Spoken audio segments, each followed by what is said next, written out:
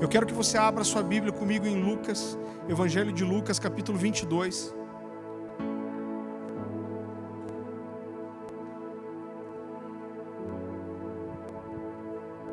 A partir do versículo 19, a gente tem batido nisso todas as semanas. Isso aqui é parte daquilo que Jesus vive com os discípulos na última ceia. Ah, Jesus. Lucas capítulo 22, a partir do versículo 19. E tomando um pão, tendo dado graças, o partiu e lhes deu, dizendo: isso é o meu corpo oferecido por vós.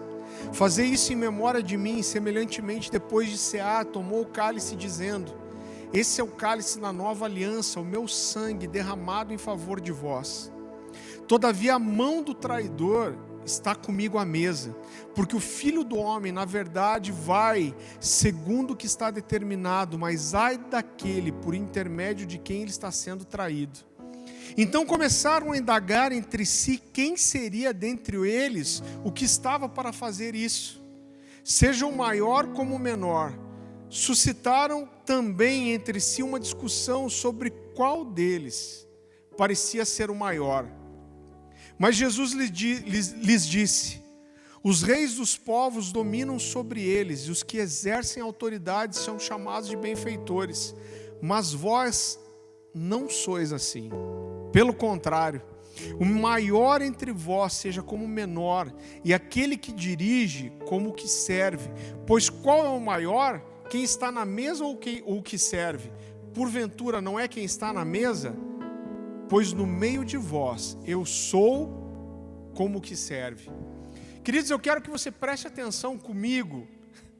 Algo que toda vez quando eu leio esse texto eu fico chocado. Eu quero que você entre nessa história comigo e você tente imaginar Jesus na mesa com esses discípulos. Eles estavam há 3 anos e meio caminhando juntos. Jesus mudou a história desses homens. Ele era o Messias. Esses homens participaram de uma história sobrenatural. Eles viram Jesus curando, libertando, fazendo milagres. Eles estão aqui reunidos numa mesa. Jesus já tinha lavado os pés dos discípulos, já tinha servido eles com a sua própria mão. Jesus tinha dado graças. E essa conversa, registrada principalmente no Evangelho de João, é a conversa mais longa de Jesus registrada nos Evangelhos. São 4 capítulos falando de um diálogo.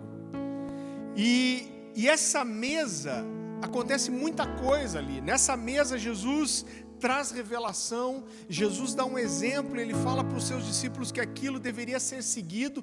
E nesse momento que nós lemos aqui, Jesus abre o seu coração e ele diz que ia ser traído por um deles. A gente não está falando de um número de pessoas gigantesco aqui, a gente está falando de 12 homens mais Jesus. E Jesus diz: olha, a mão daquele que vai me trair está comigo sobre a mesa. Aumenta um pouquinho só o teclado para mim aqui, por gentileza.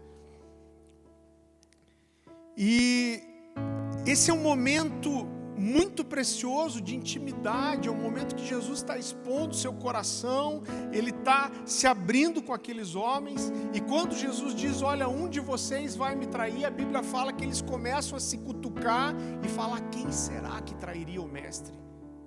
Quem de nós seria capaz de fazer isso? Mas é muito interessante que muito rápido a conversa muda de direção. Presta atenção nisso comigo. Esses caras estão ali, Jesus faz uma revelação: olha, eu vou ser traído por um de vocês. Vocês são meus amigos. Nessa mesa Jesus diz: eu chamo vocês de amigos. Ele diz: eu amo vocês.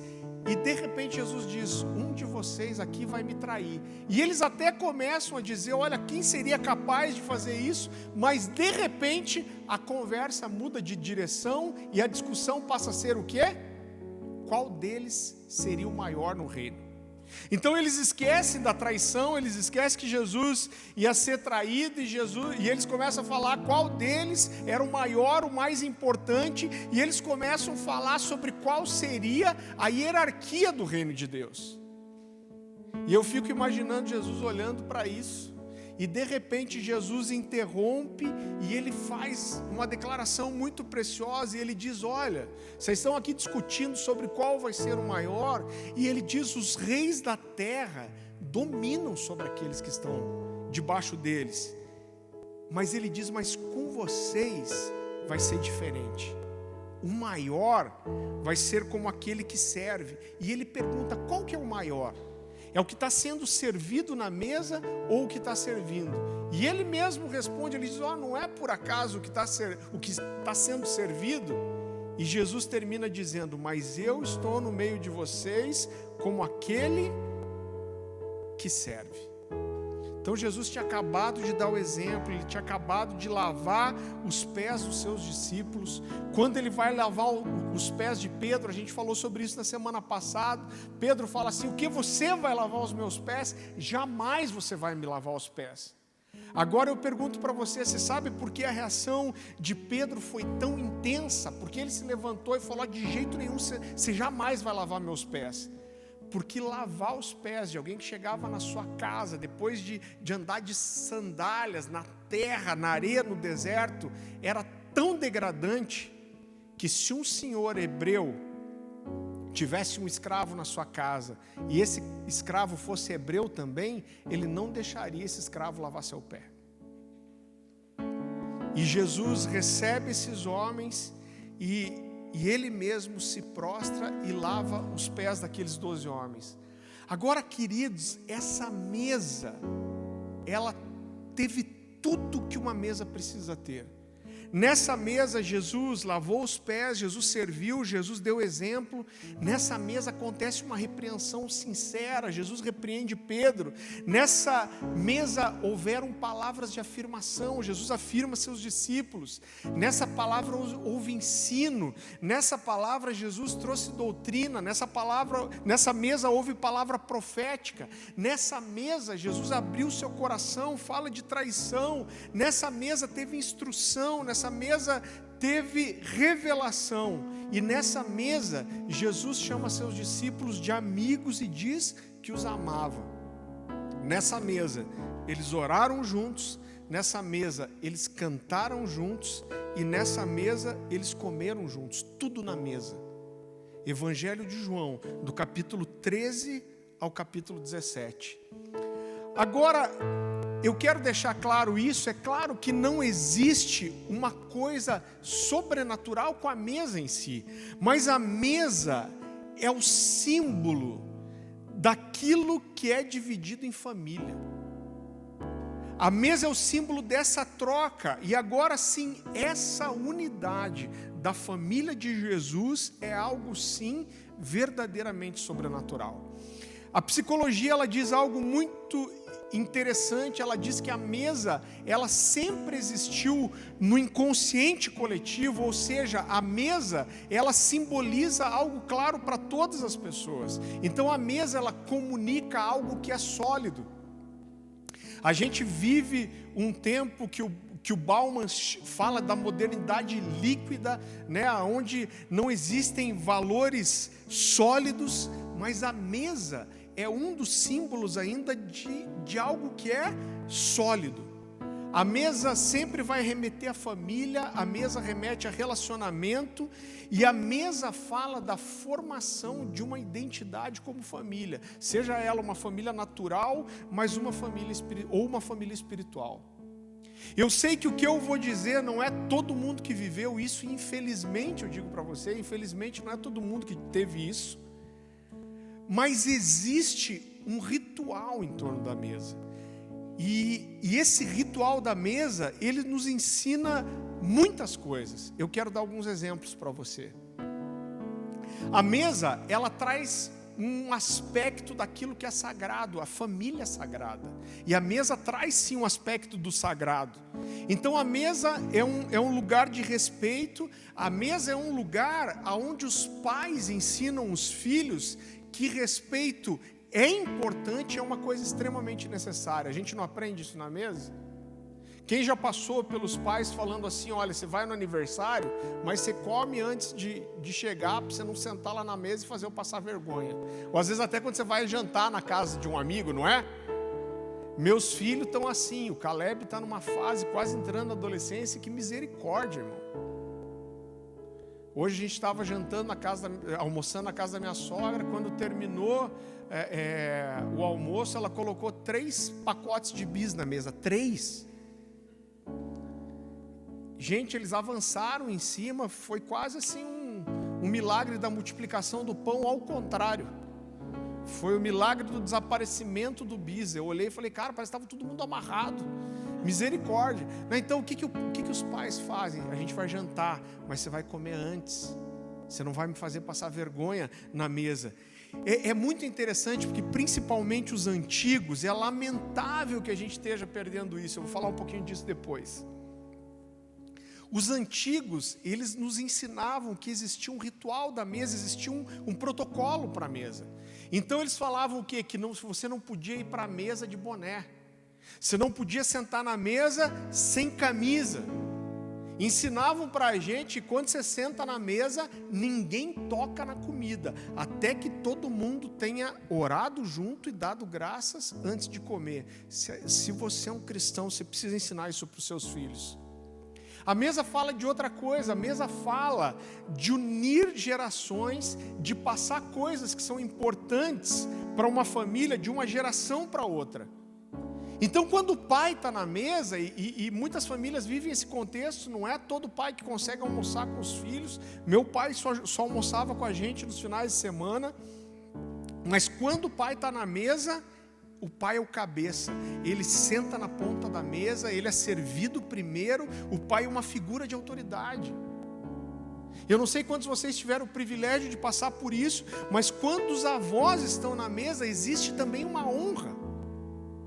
O vô e a avó estão na mesa, então eles são priorizados, a família quer ouvi-los, a família quer participar das experiências, a família quer receber conhecimento dos avós, e ouvir os avós fala de entender melhor quem nós somos, de onde viemos e a que família nós pertencemos. Há poucos anos atrás, eu perdi minha avó paterna. Ela faleceu, se eu não me engano, com 96 anos, uma mulher de Deus. Eu ria demais com ela. Na última visita que eu fui fazer logo antes dela falecer, ela falou: puxa, Farley, às vezes ela teve 5 filhos, ela enterrou 2 filhos, eu acho que isso fez ela desgostar um pouco da vida. E ela, com 96 anos, ela falou assim: puxa, Farley, às vezes eu vejo um vizinho morrer aqui, eu fico indignada. Eu falei: por quê, vó? Porque parece que Deus me esqueceu mesmo aqui. E ela falou: Jesus, vem que eu estou pronta para ir, não quero mais ficar aqui não. E eu lembro que na última conversa que eu tive com a minha avó, eu sou descendente por parte de pai de ingleses e franceses. E eu lembro que eu sentei com a minha avó, ela nunca tinha feito isso antes. Ela pegou uma caixa de sapato antiga e ela começou a tirar várias fotos. E ela mostrou para mim a família Mason, que era a família da Inglaterra de quem eu sou descendente. E ela falou: esses aqui você veio dessa família. Essa é a sua origem. Essa família veio para cá, para o Brasil, dentro dessa condição. Foi isso que trouxe eles para o Brasil. Então, ouvir os avós fala de uma construção de uma identidade, de que família nós pertencemos, de onde nós viemos. A mesa, ela fala de educar, de formar. Então, muitas vezes é na mesa que decisões importantes são tomadas. A decisão de um casamento, a decisão de ir morar fora de casa, a decisão de estudar fora. É na mesa que muitas vezes repreensões severas acontecem, mas é na mesa também que honra é dada. Que uma honra é dada, que um filho é honrado e fala, às vezes: olha, eu vou te dar um presente, isso é uma honra por aquilo que você é. Então a mesa, ela fala de olho no olho, de dividir a vida, de abrir o coração, de pedir perdão. A mesa fala muito, presta atenção nisso. A mesa, e isso serve tanto para família natural quanto para família espiritual. A mesa fala da manutenção da unidade da família. Então, quando alguma coisa está errada, quando o coração não está bom, quando o coração está peludo, Quando um não está falando com o outro, a gente senta na mesa, a gente olha olho no olho e a gente resolve. É na mesa que a vida da família, que as coisas são alinhadas. E a psicologia fala muito do prejuízo emocional que a falta da mesa pode trazer para uma família. Porque todas essas coisas são construídas na mesa. Então, quando não existe mesa, quando não existe esse tipo de relacionamento, se torna muito difícil transmitir esses princípios de autoridade de uma geração para outra. Quando não existe esse nível de mesa, de tempo de qualidade, fica difícil estabelecer a unidade, educar, estabelecer um padrão de diálogo. Quando não existe mesa de qualidade e tempo, muitas coisas são prejudicadas na nossa formação de uma identidade como família. Outra coisa que a psicologia diz, isso é uma verdade clara, é que a mesa, ela fala sempre de uma reunião em torno de algo. Então a mesa fala de uma reunião em torno da família, fala de uma reunião em torno de uma figura de autoridade, fala de uma reunião em torno de Jesus, de quem Ele é. Então a unidade da família é reforçada na igreja, a identidade da família é reforçada na igreja, o legado é transmitido na igreja, e na mesa, e uma coisa muito importante, o discipulado, ele é extremamente reforçado pela mesa. Esse é um exemplo claro que Jesus nos dá. A gente fala tanto de discipulado, tem conferências, tem livro, tem tanta coisa falando de discipulado, mas eu quero dizer para você que discípulos são formados na mesa. Discípulos são formados na mesa. E é muito interessante, uma coisa que a gente precisa observar, e essa mensagem é tão preciosa, eu quero que isso seja enraizado no seu coração, porque quando a gente olha para as Escrituras, a gente vai perceber que ser um discípulo é muito mais, a gente tem falado sobre isso, é muito mais do que frequentar um culto. Ser um discípulo é muito mais do que participar de uma grande reunião num domingo, mas ser um discípulo é muito mais do que fazer parte de uma igreja, ter uma carteirinha de membro de uma igreja. Ser um discípulo é muito mais do que ser um aluno. E por isso que os discípulos são formados na mesa. Por quê? Porque a mesa é o lugar de transmitir um legado, a mesa é o lugar de transmitir uma continuidade geracional.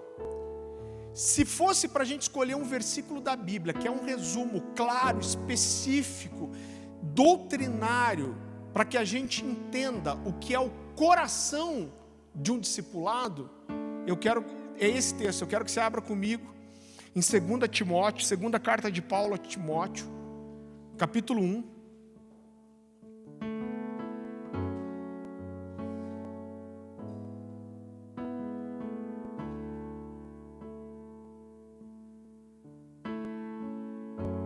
Acho que essa referência está errada aqui. Se alguém achar, me ajuda a encontrar.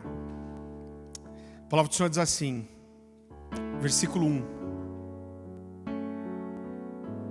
Portanto, você, meu filho, fortifique-se na graça que há em Cristo Jesus, e as palavras que me ouviu dizer, na palavra de muitas testemunhas, confie-as a homens fiéis e idôneos, que sejam capazes também de ensinar a outros.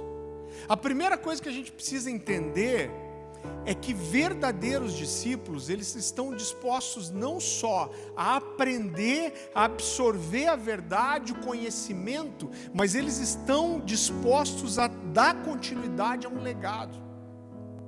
Então o discípulo não é só aquele que aprende o que seu mestre sabe, mas o discípulo é aquele que dá continuidade à missão. Ele não só aprende, mas ele coloca em prática e ele dá continuidade.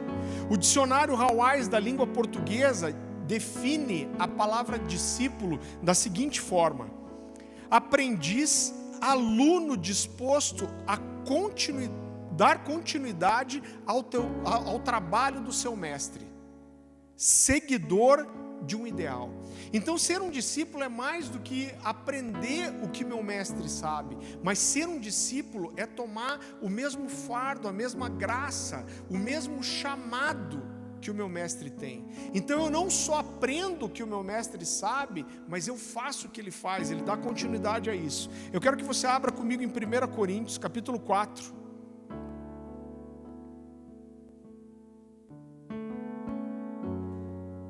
Versículo 16, o apóstolo Paulo diz assim: portanto suplico-lhes que sejam meus imitadores, por essa razão estou lhes enviando Timóteo, meu filho amado e fiel no Senhor, o qual lhes trará à memória, o que ele diz depois? A minha maneira de viver. Ele está dizendo, ele não vai só pregar aquilo que eu preguei, mas vocês vão perceber que quando ele estiver no meio de vocês, ele vai transmitir um legado, ele vai transmitir para você a mesma forma de viver que eu tenho. Ou seja, quando vocês estiverem com ele, vocês vão perceber que ele é mais que um aluno meu, mas ele é o quê? Ele é um filho. Ele tem o mesmo coração, ele é pertencente à mesma família espiritual. Então um discípulo, ele entende a missão de dar continuidade, de multiplicar o depósito, de dar continuidade geracional àquilo que ele recebeu. Ele vai ser fiel para multiplicar aquilo que ele recebeu. Eu acho muito interessante o pastor Abe Uber, ele diz uma coisa, ele fala, olha, eu sou um pastor, mas eu sou um discipulador também. Então ele diz, olha, como pastor, eu deixo as 99 ovelhas e eu vou atrás de uma que se perdeu. Mas ele diz, agora como discipulador, não. Como discipulador, eu só discipulo homens fiéis, idôneos, capazes de aprender e ensinar a outros. Então, querido, o discipulado, ele traz essa ideia sempre cíclica de uma continuidade. Eu particularmente acredito que não existe como você ser um verdadeiro discípulo de Jesus se você não for um discipulador também. Porque um verdadeiro discípulo de Jesus, ele não só aprende o que Jesus tem para ensinar, mas ele vive isso e dá continuidade. Então, eu sou um discípulo de Jesus de verdade, não só quando eu aprendo aquilo que Jesus ensinou, mas quando eu faço aquilo que Jesus fez. E Jesus fez o quê? Discípulos. E existe algo que é fundamental para que a gente entenda a forma que Jesus se moveu e qual é a diferença das multidões para quem Jesus pregou e os discípulos para quem ele serviu e ensinou. Quando a gente olha para o Evangelho de Jesus, a gente vai perceber que Jesus ele pregou para 3 grupos diferentes. Se você anda com a gente faz tempo, você já ouviu isso e eu quero reforçar. Jesus pregou para 3 grupos de pessoas. Então Jesus pregou para os religiosos, Jesus pregou para a multidão e Jesus pregou para os discípulos. Então, primeiro, para o religioso, Jesus só bateu sem dó.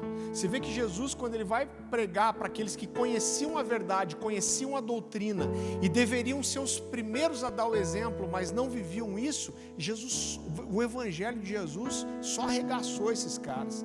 Então Jesus chama eles de raça de víboras, sepulcro caiado. O que é sepulcro caiado? É um sepulcro cuidado, pintado, renovado. O que Jesus está dizendo é assim, ó, por fora vocês são branquinhos, limpinhos, parece que são limpos, mas o que tem dentro é carne podre e morte. Jesus fala, olha, vocês são como cegos guiando cegos. A pregação de Jesus para a multidão, ela foi muito diferente da pregação de Jesus para os discípulos. Então, mas você vai perceber também que ao mesmo tempo que a pregação de Jesus tinha uma exigência menor para a multidão, ela tinha uma entrega menor. Então Jesus, ele pregou para milhares, mas ele discipulou 12. Agora é claro que o nível de exigência para o povo era menor, mas o nível de entrega era menor também, porque algumas coisas Jesus só entregou para os 12.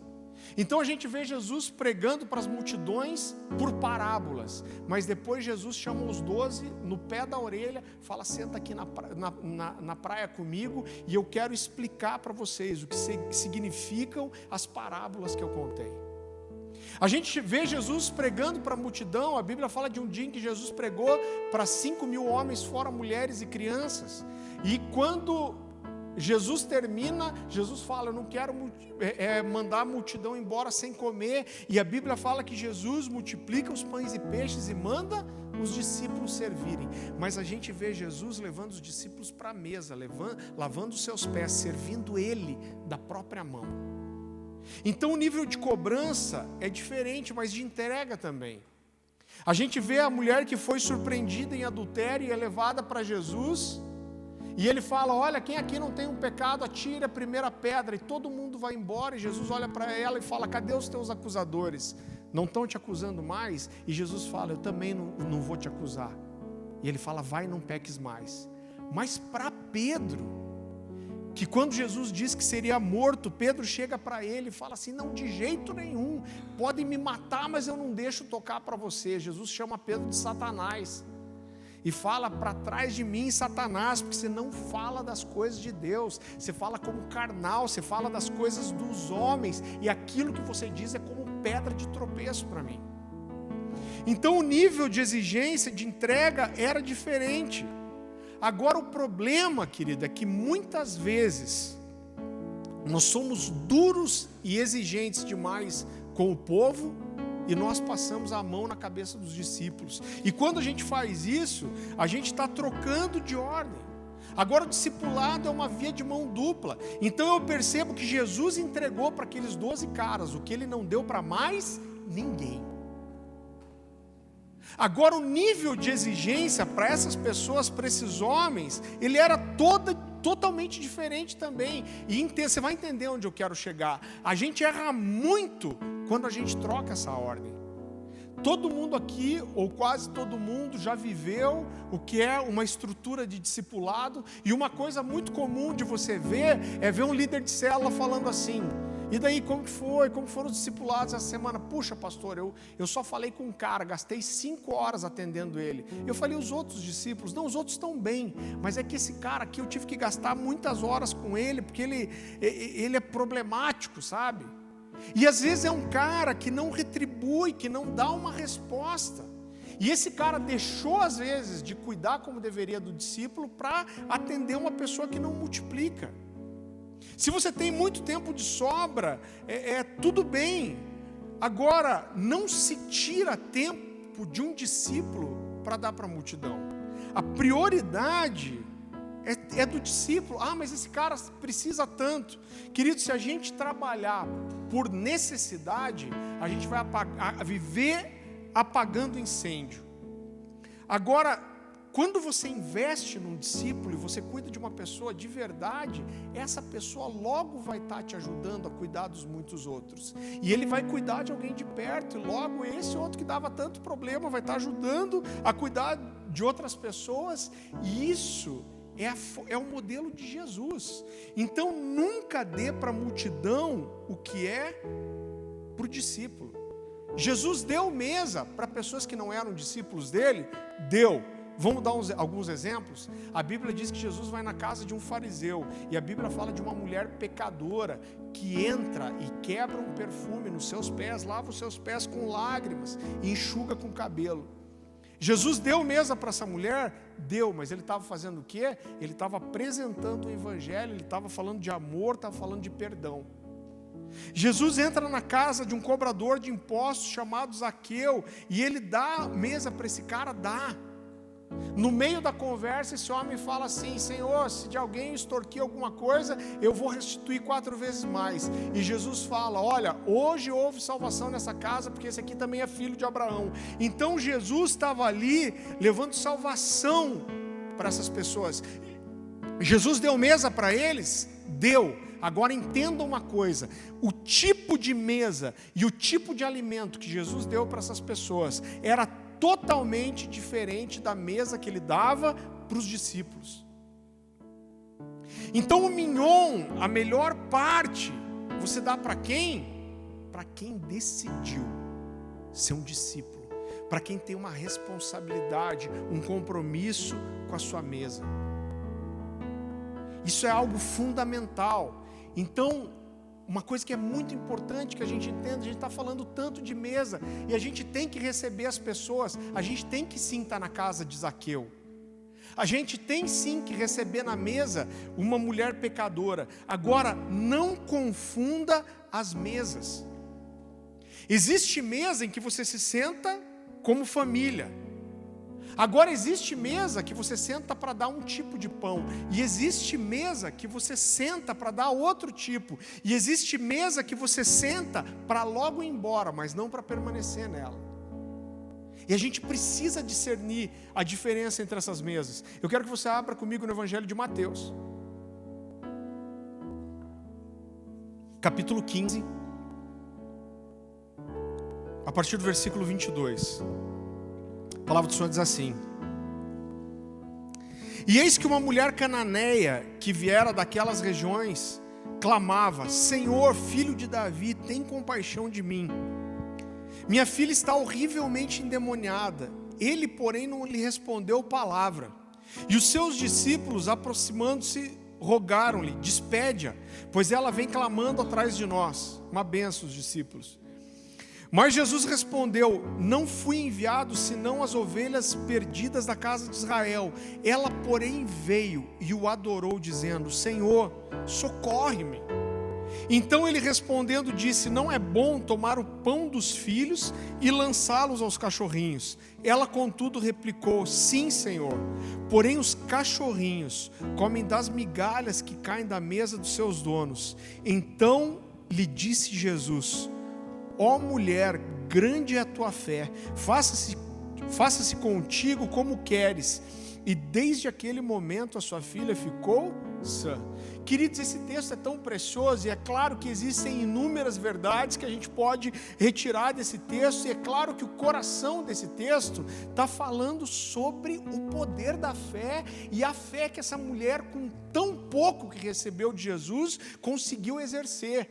Agora, esse texto também ensina outras duas coisas que eu quero destacar para você. E a primeira coisa que esse texto nos ensina, depois do poder da fé, é que nós precisamos discernir a mesa. A gente precisa entender o que você dá numa mesa e o que você não dá e para quem você dá. Então existem coisas que servem para uma mesa, mas não servem para outra. E esse texto ensina para a gente algo muito importante, que essa mulher, presta atenção aqui, essa mulher com muita graça, ela discerniu uma coisa que às vezes a gente leva muito tempo na vida cristã para discernir. E quando eu olho para esse texto, me chama a atenção a fé dessa mulher, mas me chama muita atenção o discernimento dela, porque ela discerniu que toda mesa tem as suas regras. Toda mesa tem as suas regras, e nós precisamos aprender como entrar e como sair de uma mesa. E essa mulher, que a Bíblia diz que era cananeia, o Evangelho de Marcos diz que ela era de origem grega, além de ter muita fé, essa mulher, ela foi muito sábia nas suas palavras, e ela soube discernir o que Jesus estava falando sobre a mesa, ela soube discernir qual era o lugar dela, ela soube entrar e soube sair, e é sobre isso que eu quero falar no segundo ponto da minha mensagem. Olha como é importante a gente entender que toda mesa tem suas regras. E, querido, se você não sabe como entrar e como sair, você sempre vai sair perdendo. Eu quero que você abra comigo no Evangelho de Lucas, capítulo 14.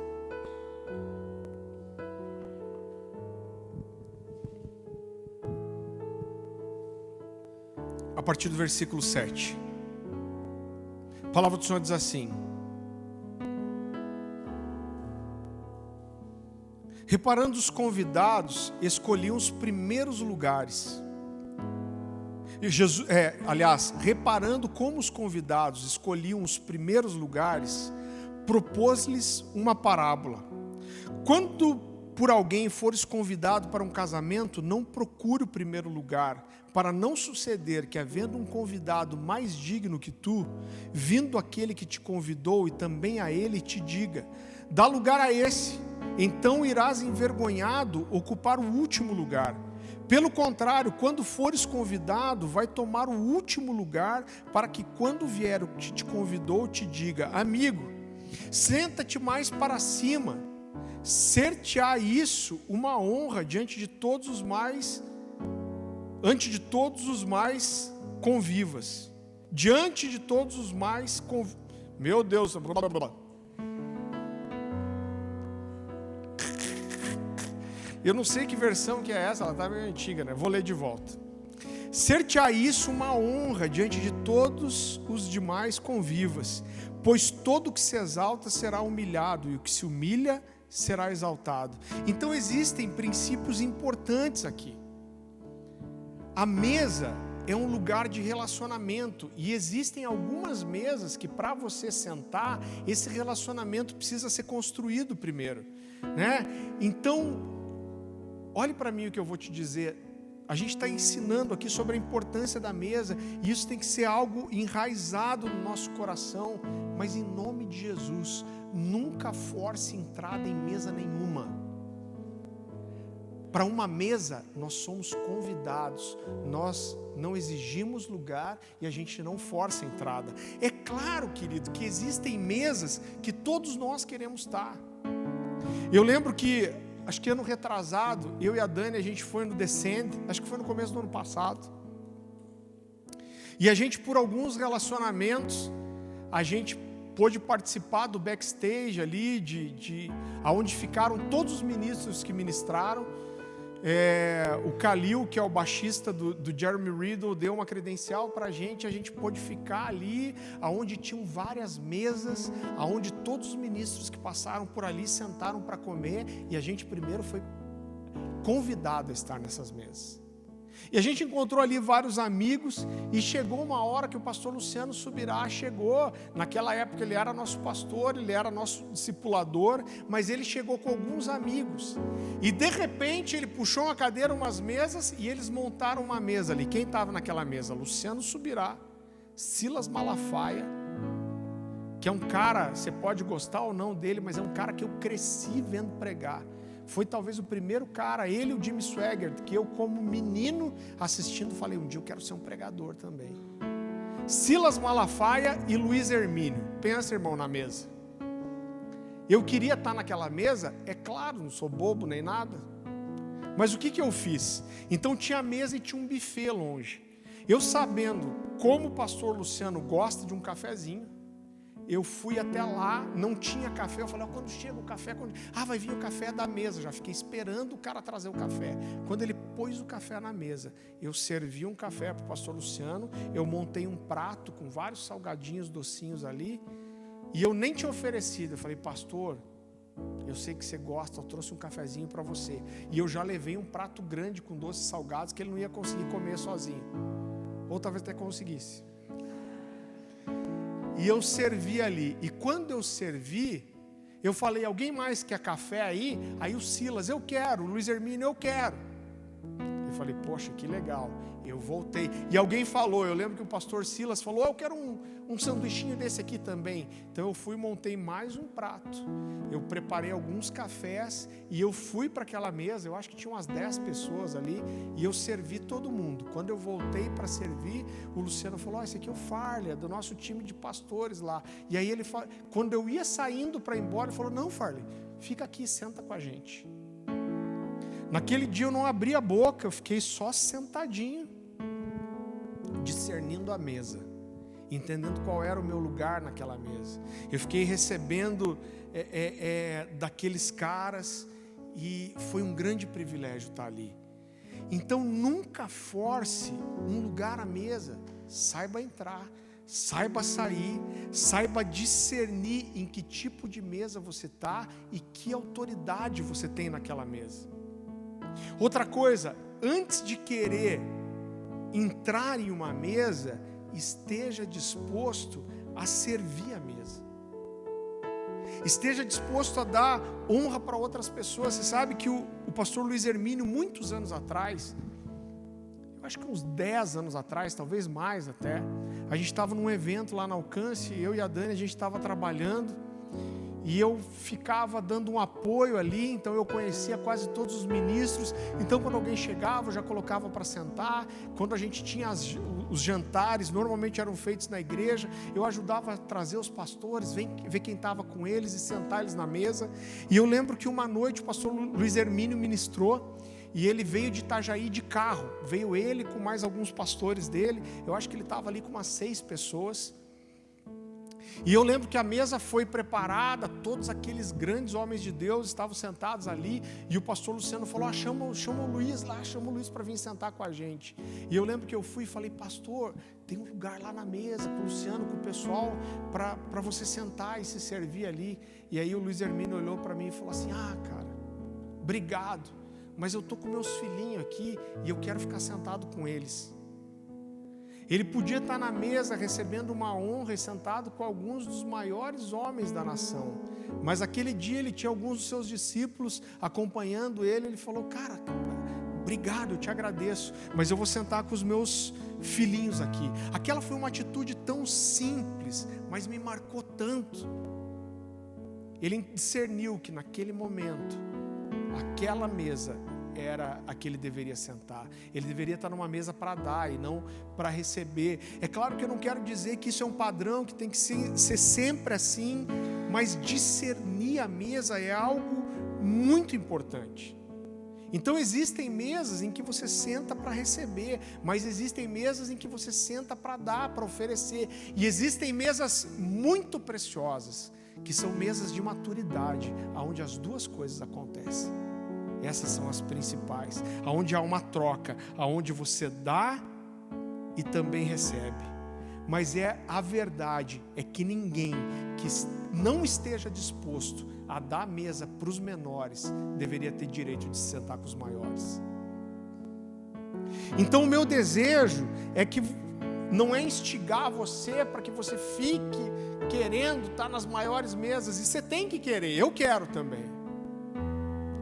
Eu tinha alguns homens que eu tinha sonho de conhecer.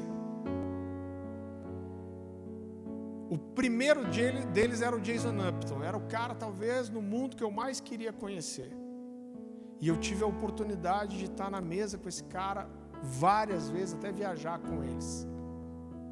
E Deus tem me dado a oportunidade de estar em algumas mesas que eu nem sonhei em estar. Então não tem problema você sonhar em estar em algumas mesas, mas primeiro esteja disposto a servir a mesa. E olha o que eu vou te falar aqui: quando você tem um coração disposto de verdade a só servir na mesa, de forma despretensiosa, sem ganhar nada em troca, e é muito importante a gente sentar em mesas onde a gente vai sentar só para dar. Quando você tem esse coração realmente despretensioso, de só oferecer, só dar e não necessariamente ganhar nada, existe uma semente espiritual nisso. Abra comigo em Lucas capítulo 14.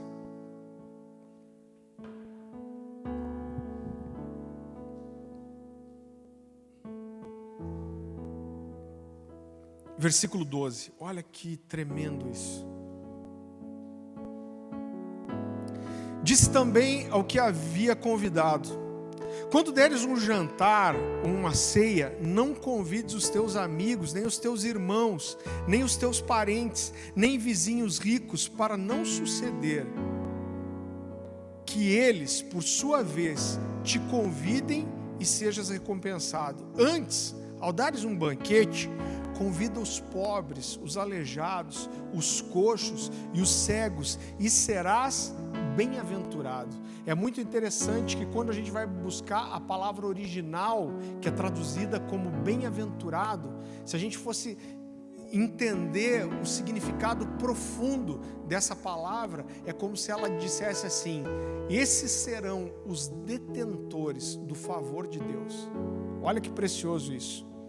E serás bem-aventurado pelo fato de não terem eles com que recompensar-te. A tua recompensa, porém, tu receberás na ressurreição dos mortos. Então, dê mesa, dê atenção, sirva, seja hospitaleiro.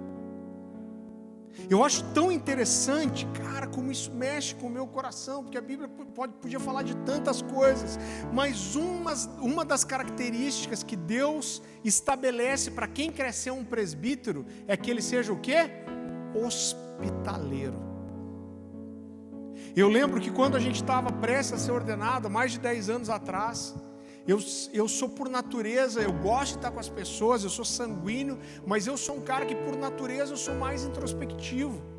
E eu não era aquele cara, não é que eu não gostava de receber gente em casa, mas a gente estava um final de semana em casa, a Dani falava, isso no comecinho do casamento, vamos chamar alguém para fazer alguma coisa? A primeira sensação que eu tinha, ai Dani, vamos pedir alguma coisa para comer em casa, nem tinha pandemia.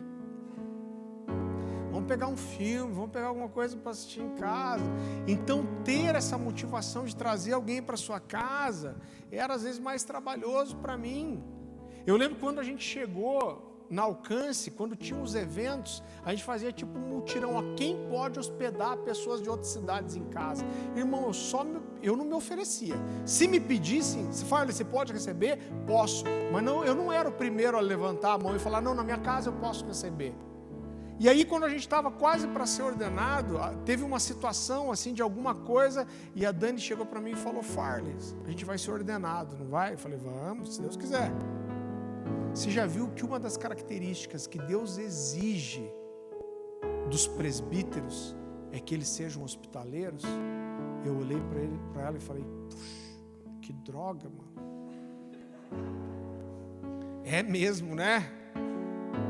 Então foi uma decisão, correspondeu a um mandamento. E hoje é uma delícia, irmão, todo mundo fica lá em casa. A gente hospeda a gente toda hora, nossos discípulos às vezes vão para comer, ficar discipulado, já dormem lá. A gente tem, e Deus nos deu muitas pessoas especiais que se hospedaram na nossa casa. Olha o que a Bíblia diz em Hebreus capítulo 13. Hebreus capítulo 13, versículo 1.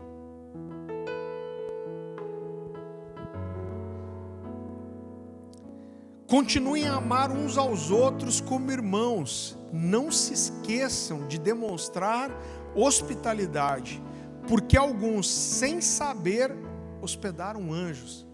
Então existem duas formas da gente interpretar esse texto. A primeira é, algumas pessoas hospedaram gente que eles achavam que eram homens e na verdade eram anjos. Mas existe outra forma de entender esse texto, que quando você recebe um homem de Deus na sua casa, você hospeda também os anjos de Deus que o acompanham. Eu acho que em qualquer uma dessas interpretações, isso é algo muito sobrenatural, incrível. E o autor de Hebreus está dizendo aqui, algumas pessoas sem saber, receberam, hospedaram, guardaram anjos na sua casa. Mas existe um princípio na hospitalidade, em servir à mesa, e existe uma recompensa espiritual para isso. E isso precisa ser algo verdadeiro e claro no nosso coração. E em terceiro e último lugar, eu quero falar algo muito importante para você. Existe uma responsabilidade em relação à mesa. A gente falou aqui que a mesa tem as suas regras, que a mesa tem um ritual, que a gente precisa entrar e sair da mesa. Agora existe também uma responsabilidade sobre a mesa, e eu preciso entender de quais mesas eu quero fazer parte, de quais mesas eu não quero fazer parte, e das mesas que eu quero fazer parte, qual é a minha parte nelas. Eu quero que você abra comigo no Salmo, capítulo 1, versículo 1, primeiro Salmo da Bíblia.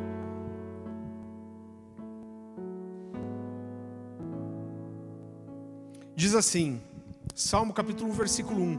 Bem-aventurado é aquele que não anda no conselho dos ímpios e não se detém no caminho dos pecadores, e nem se assenta na roda dos escarnecedores. A gente tem falado sobre isso. A promessa de Jesus é estar conosco todos os dias, até a consumação dos séculos. E Jesus nos promete mesa para aqueles que são fiéis e que mantêm as suas lâmpadas acesas. Olha que especial isso.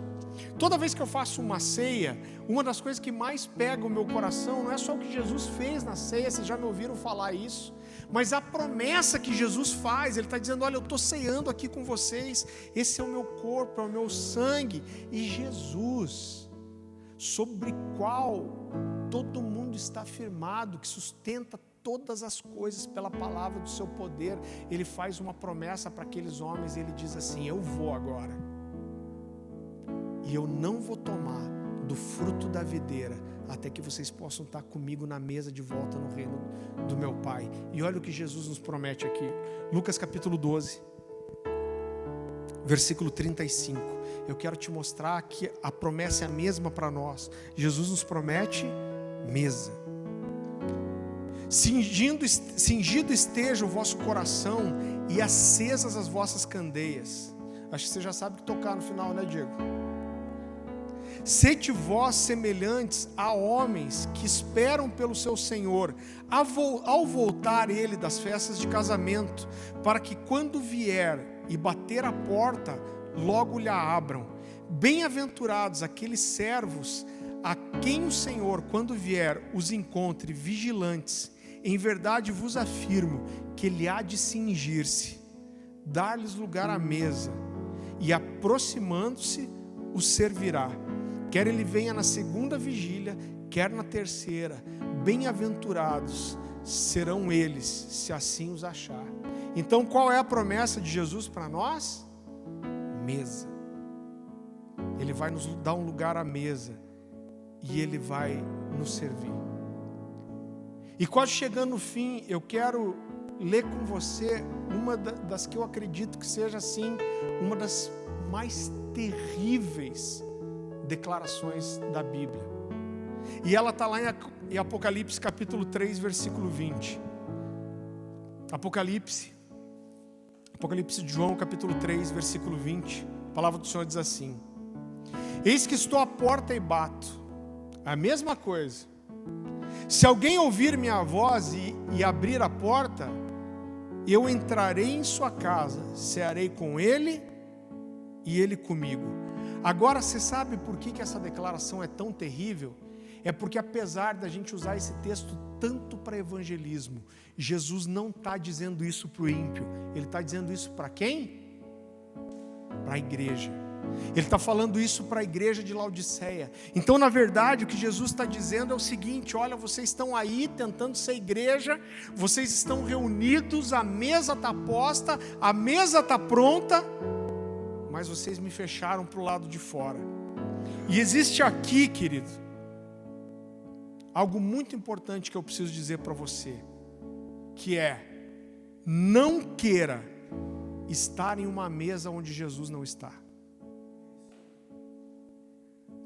Não queira estar numa mesa onde Jesus não está. Não sente em uma mesa aonde Jesus não vai sentar com você. Não permaneça em uma mesa em que Jesus já saiu.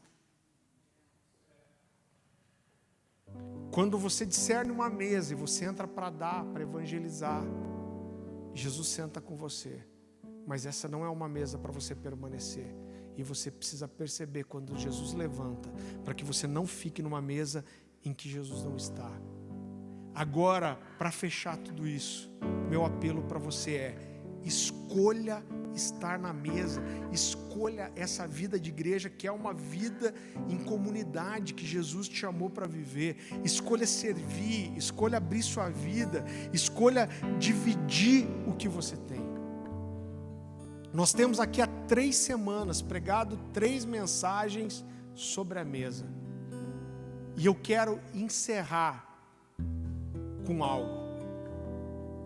Abaixe sua cabeça, feche seus olhos e presta muita atenção no que eu vou te dizer. Você precisa sondar o seu coração. Você não vai dar uma resposta para mim, você vai dar uma resposta para você mesmo e para Jesus. Você tem ouvido durante 3 semanas a gente falar sobre a mesa. E tem um exercício aqui que você precisa fazer. Quando você ouviu essas mensagens, o que pegou mais no seu coração? Eu sei que essas mensagens falaram com as pessoas de forma diferente, mas quando você ouviu essas mensagens, o que pegou mais no seu coração? O quanto você deseja ser ministrado na mesa? O quanto você quer receber de uma mesa de verdade?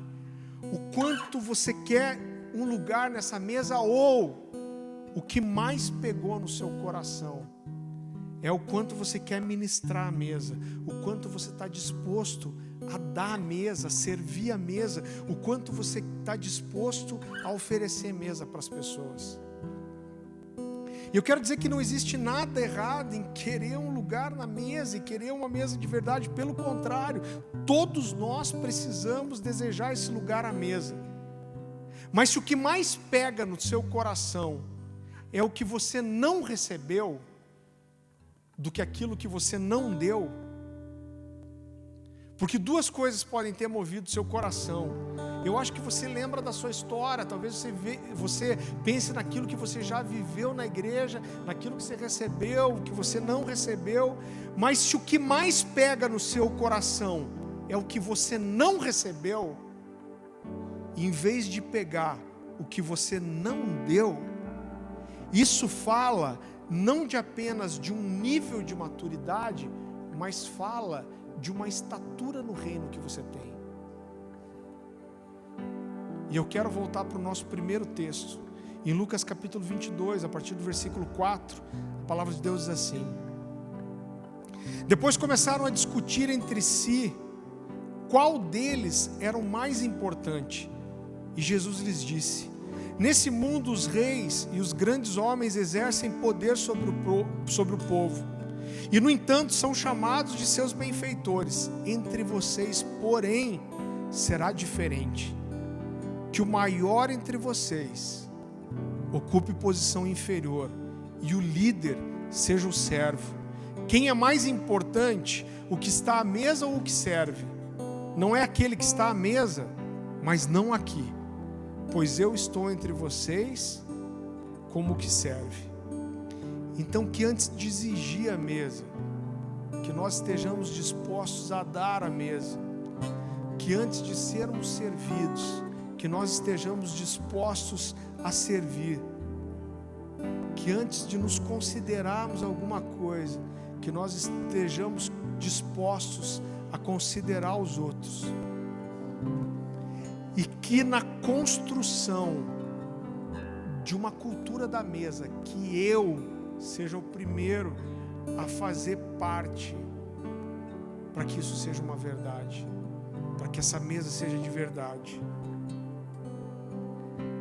Você não precisa abrir, eu quero que você continue com a sua cabeça baixa, mas Mateus capítulo 10, versículo 40 a 42 diz assim: quem vos recebe, a mim me recebe, e quem me recebe, recebe aquele que me enviou. Quem recebe um profeta no caráter de profeta, receberá o galardão de profeta. E quem recebe um justo no caráter de justo, receberá o galardão de justo. E quem der de beber, ainda que seja um copo de água fria, a um desses pequeninos, por ser esse meu discípulo, em verdade vos digo, que de modo nenhum perderá o seu galardão. Senhor Jesus, nós te pedimos nessa noite que o Senhor nos ajude a viver essas verdades, que o nosso coração esteja disposto. Arranca-nos, Senhor, de um lugar de maturidade, aonde nós somos como crianças chorosas, sempre reclamando daquilo que não recebemos, daquilo que não ganhamos, do lugar que não nos deram. Como nós somos abençoados, Senhor, e bem-aventurados quando nós servimos, recebemos. Se o coração de cada um de nós estiver mais preocupado com aquilo que nós deixamos de dar do que com aquilo que nós deixamos de receber, o resultado disso é que nós vamos ser uma igreja rica, próspera, que vive cuidado, que vive família. Enraiza essas verdades, esses princípios no nosso coração, Que haja uma decisão do nosso coração de sermos mais do que membros de igreja, Senhor, do que sermos mais do que frequentadores. Que haja uma decisão verdadeira no nosso coração de sermos discípulos e fazermos discípulos. Que exista uma decisão genuína, verdadeira do nosso coração de ser igreja, de abrir nosso coração, de expor, de confessar pecado, de dividir a vida, de abrir a casa, de nos expormos. Que exista uma decisão, porque isso é sim uma decisão, Pai. Isso é um princípio bíblico e é o tipo de coisa que a gente não espera sentir para fazer. Nós temos a revelação de uma verdade e nós obedecemos. Então é preciso uma decisão, que haja uma decisão no nosso coração de sermos família espiritual, de sermos a família de Jesus. Que não haja picuinha, que não haja falatório, mimimi, mas que nós possamos estar sempre dispostos a olhar na mesa, abrir o coração, a expor a verdade, a pedir perdão, a liberar perdão. Que a mesa seja sempre um lugar de alinhamento e de manutenção da unidade da família espiritual. É para isso que o Senhor nos chamou. O Senhor não nos chamou para sermos um CNPJ, mas o Senhor nos chamou para ser família. O CNPJ serve a família, mas nunca a família vai servir o CNPJ. Ah, Jesus, nos encontra assim, como família espiritual. Quando o Senhor faz a oração sacerdotal, o Senhor fala de paternidade, o Senhor fala de ser irmãos, o Senhor fala de amor, o Senhor estabelece uma família. E é a sua família espiritual que o Senhor vem buscar.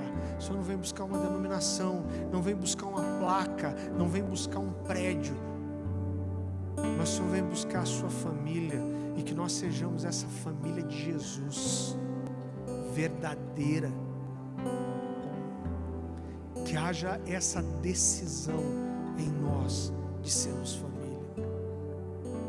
Enraiza, nos mostra aonde nós estamos falhando, aonde nós estamos perdendo, aonde nós estamos negociando.